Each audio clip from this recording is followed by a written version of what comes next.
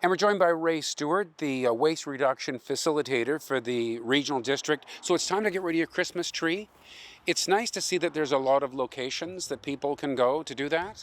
There are many locations throughout the central Okanagan where you can drop your tree. You know, a lot of people say it's a little bit sad when the tree comes down and the holiday's over, but dropping your tree at one of our many convenient locations is kind of a feel-good thing because you're recycling it and giving it a whole new life all over again. So what does it become? Well, they're all chopped down and put into a compost process, with the end result being a product called Glengrow that's available at the Glenmore Landfill and at various garden centers throughout the region in the springtime. And that's why it's really so important to keep the trees denuded properly, for lack of a better term. Make sure all of the stuff is off before you drop them off. So all of the tinsel, any decorations, maybe you put popcorn chains on, those all need to come off. If you're wrapping your tree in plastic, say for transport, make sure you take the plastic bags off so that whatever lands on that big pile of Christmas trees is just the tree, and only the tree.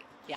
Okay, now I understand you could opt to instead chop your own tree up. How does that work, and what limitations are there? Yeah. So people that don't wish to transport, because it can get messy and mess up your vehicle a little bit. But if you don't wish to take it anywhere, you can wait till yard waste season resumes. Yard waste collection, curbside, for example, picks up again at the very beginning of March. So if you have the ability to break off the limbs or chop your tree down and fit it into your curbside yard waste cart, that's a perfect opportunity where you don't have to drive anywhere. There are some size restrictions though, 2 inches in diameter and less than 3 feet, so it actually fits in the cart and doesn't cause any problem with the equipment.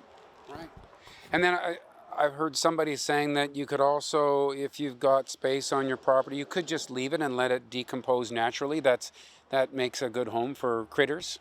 Right, so that's certainly something we're seeing on the internet these days, is that concept is being encouraged, where people are actually putting their trees in their backyard, and it's a habitat for birds and small animals and insects, which is kind of an interesting concept. And if you're a composter and you have a lot of space in your backyard, you can certainly cut those branches down, put some smaller bits in your compost bin, or if you have some of those larger 3-bin units where you're constantly turning and recycling, the larger bits can go in, and as they decompose, transfer it on to the next unit. So lots of options, actually. Right. Terrific. We could talk about Christmas trees for a long time. Thanks for the information. You bet. Our pleasure, as always. And if you're looking for information on those locations, rdco.com/recycle is a great spot to start. Terrific. Thanks, Ray. And thank you for watching Kelowna Now.